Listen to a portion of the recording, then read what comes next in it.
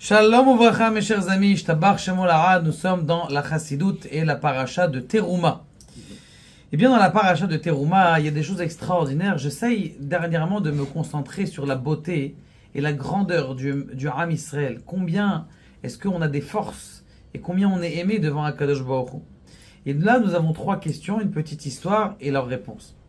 Il est marqué dans la Torah, et une question qui se pose. Est-ce que vous voyez aujourd'hui la génération dans laquelle elle se trouve?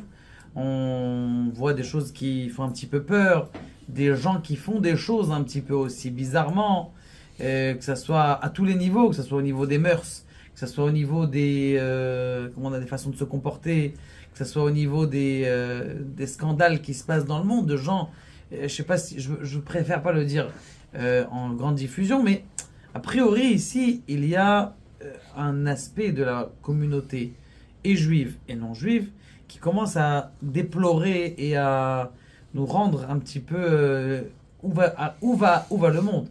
Est-ce que Kadosh Baruch Hu, il est quand même content un petit peu de cette génération ou pas?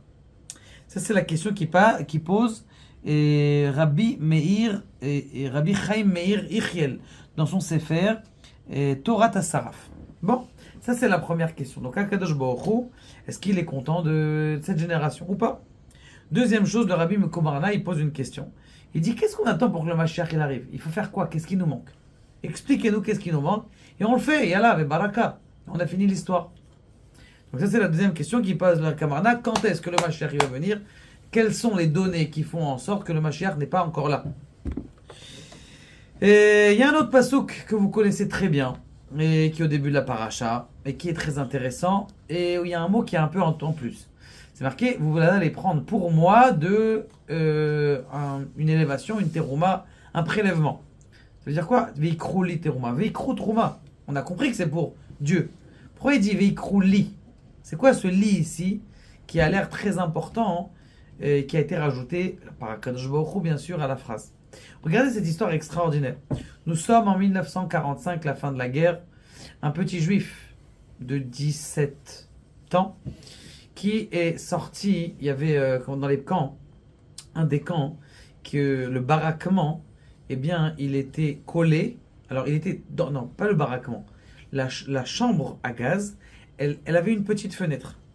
Je ne sais pas comment ça s'est passé exactement, puisque on n'était pas là-bas. Mais il y avait une petite fenêtre. C'est impossible, c'est qu'un petit trou. Mais tellement il n'avait pas mangé qu'il était menu, même petit. Il a toujours été tout petit, petit comme ça. Il y a un des trucs, il a dit, regarde, toi tu peux passer par là, essaie de sortir. Essaie de sortir. Ils ont essayé de le rentrer, c'était machin, tsinok, tellement il était faim, il n'avait pas mangé. Il est passé, il a réussi à sortir. Il est sorti du camp et il s'est sauvé. Il a réussi à attraper un bateau. Et Baruch Hashem, Ishtabach Shemo Lahad, il est arrivé en Eretz Israël. Bien sûr, les gens, il accueille, le Shomer Hatzair, comment on appelle ça, les différentes organisations de la Klita, c'est-à-dire de l'intégration juive, les amènent, on lui donne plusieurs possibilités. Les grandes possibilités, c'était le Shomer Hatzair, c'était quoi? C'est-à-dire de venir manger non cachère, transgresser le Shabbat le plus rapidement possible. Et mais lui il savait pas. On arrive en Israël, pour nous tout est beau, tout est bon, tout le monde est bon, tout le monde est religieux. Et lui il était d'une famille qui était religieuse. Ils attendent le bus en sortant du bateau. Et le bus il va arriver, donc il y a tout le monde qui attend. Lui il s'est dit, ça fait longtemps que j'ai pas prié, j'ai pas vu une synagogue. Il y avait une synagogue à Haïfa. Il a dit, est-ce qu'il n'y a pas une synagogue? Il commence à chercher, juste à côté du bus il y avait une synagogue. Il s'assoit, il fait mincha, il était content. Il voit une Gemara dans l'armoire. Il ouvre la Gemara dans l'armoire, il commence à étudier, chez moi, il se retrouve 5 ans en arrière, quand il était à la yeshiva, avant la guerre. Et mamash, il est né, il profite. Il ferme la truc, il dit, le bus, il va. Vas-y, il arrive là-bas, qu'est-ce qu'il voit? Il voit qu'il n'y a personne. Le bus, il est parti. Il ne sait pas quoi faire. Il dit, bon, je vais retourner à la synagogue, peut-être quelqu'un qui va faire quelque chose, ou je sais pas. Il s'assoit à la synagogue, il dit, qu'est-ce que tu fais ici, mon petit? Il dit, je viens d'arriver du long voyage, je viens de sortir d'Auschwitz par miracle, je sors passer par une petite fenêtre et tout ça. Et là, je devais aller au Shomer Hatzair et tout ça. Il dit, Kadosh Baruch Hu, t'as sauvé la vie. Tu serais devenu un mitnahel, comment on appelle ça, quelqu'un qui ne connaît pas la Torah, qui est un anti-Torah, parce que leur but justement c'était de prendre tous ces juifs-là et de les rendre au maximum non religieux. Donc il a été sauvé, Baruch Hashem, viens, je vais t'amener moi dans une yeshiva. Il a pris avec lui, il a pris le bus, il a amené à la yeshiva à Hebron, il a été voir le Rosh Yeshiva, il a dit voilà j'ai un petit Baruch Haba, viens ici, aujourd'hui c'est un Talmid Hacham Atsum, un grand Talmid Hacham qui illumine notre génération à Dayom. Pour vous dire qu'il y a des choses extraordinaires, que des fois quelqu'un il a une envie qui vient de l'intérieur de lui et ça lui donne des forces pour toute la vie. Il aurait disparu aujourd'hui. Aujourd'hui, c'est devenu un grand yeshiva, quelqu'un qui illumine le monde et qui aide les pauvres, verroulés. Alors, il y a quelque chose d'extraordinaire qui dit le Rabbi Mikomarna. Il dit que, alors, d'abord pas le Rabbi Mikomarna, d'abord Rabbi Naftali Ropshitz. Il dit quelque chose d'extraordinaire. Il dit qu'un homme, c'est marqué dans Masechet Yerushalmi, le Yerushalmi, de Masechet Sanhedrin. Il dit quelque chose d'extraordinaire. Il dit quelqu'un, il doit dire chaque jour, Bishvili Nivra ha'olam. Le monde, il a été créé pour moi. Ça veut dire quoi, le monde a été créé pour moi? Comment je peux dire ça? Alors, on est 10 là, on va dire tous, chacun, le monde, il a été créé que pour moi. Comment on peut dire ça? Et là, il dit à un homme, il doit dire que je suis le roulement de tout un monde entier. Et sans moi, eh bien, le monde, il ne peut pas tenir. Je vous pose une question. Vous connaissez le cercle de de l'écologie. Venez, on détruit des grenouilles. On décide des grenouilles, elles sont méchantes, on les détruit. Vous savez qu'est-ce que ça va faire comme problème écologique? Ça fait des catastrophes, c'est ce qu'ils ont fait d'ailleurs, vous savez, en Australie. Vous savez, les petites grenouilles oranges et noires comme ça. Elles sont ultra toxiques. Ils ont dit, on a un blême, c'est très dangereux, les gens ils viennent ce truc, ils touchent ces grenouilles, et il y en a eu plusieurs cas de mort. Qu'est-ce qu'ils ont fait? Ils ont mis un antipoison. Ils ont mis un poison dans la truc pour tuer toutes ces grenouilles. Alors, qu'est-ce qui s'est passé? Ils se sont rendus compte que, à cause qu'il n'y avait plus de grenouilles, il y a des mouches et des... comment on appelle ça? Ce qui nous pique là, les moustiques qui se sont proliférés.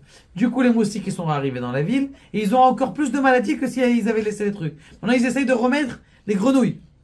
Ça, c'est... Donc, ils ont détruit la chaîne écologique. Ils ont fait exactement la même erreur en Eretz Israël. Je ne sais pas si vous connaissez Achoula. Achoula, c'est aujourd'hui, ils l'ont refait.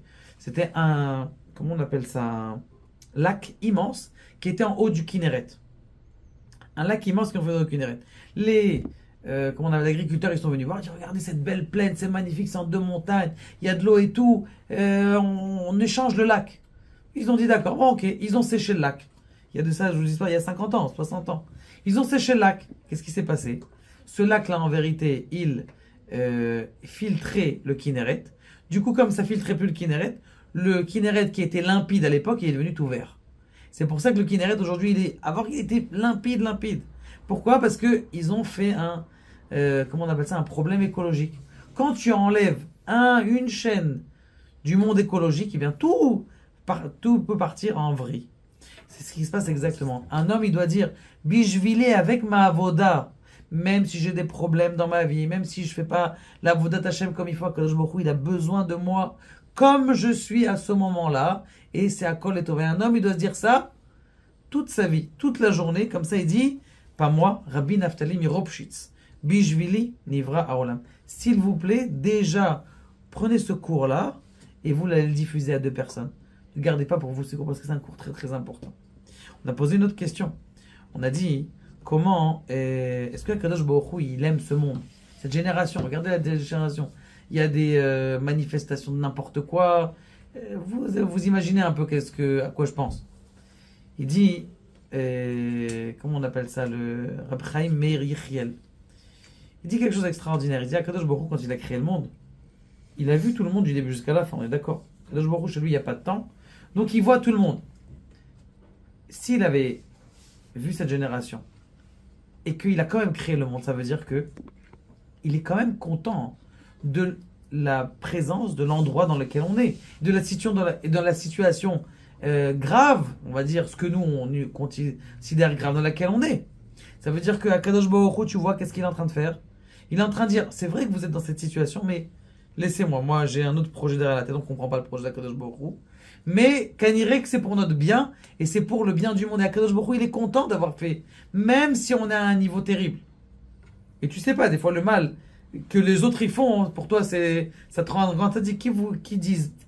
Celui qui écoute un cours de Torah aujourd'hui, c'est un très très grand sadique. Pourquoi? Parce que regardez ce qu'ils font les gens à l'extérieur. Et grâce à celui qui fait des grosses bêtises, toi, tu es devenu un grand grand sadique. Ça, c'est la première. Donc, la génération BMF dans laquelle on est. Et Kadosh Baruch Hu, il la veut. Et il est content de cette génération. Pire encore, cette génération, elle a été voulue par Akadosh Baruch Hu. Pourquoi? Parce que des fois, la bataille contre le mal, elle est plus importante chez Akadosh Baruch Hu que de faire du bien.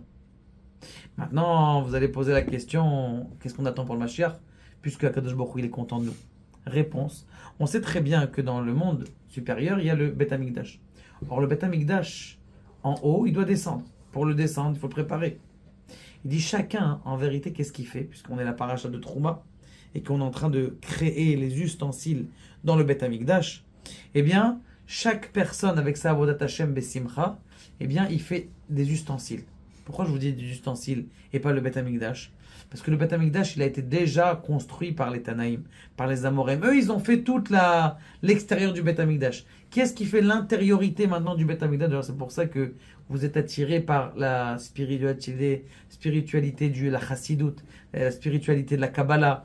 Et vous écoutez ces cours. Pourquoi? Parce que maintenant, vous regardez l'intériorité. C'est les ustensiles.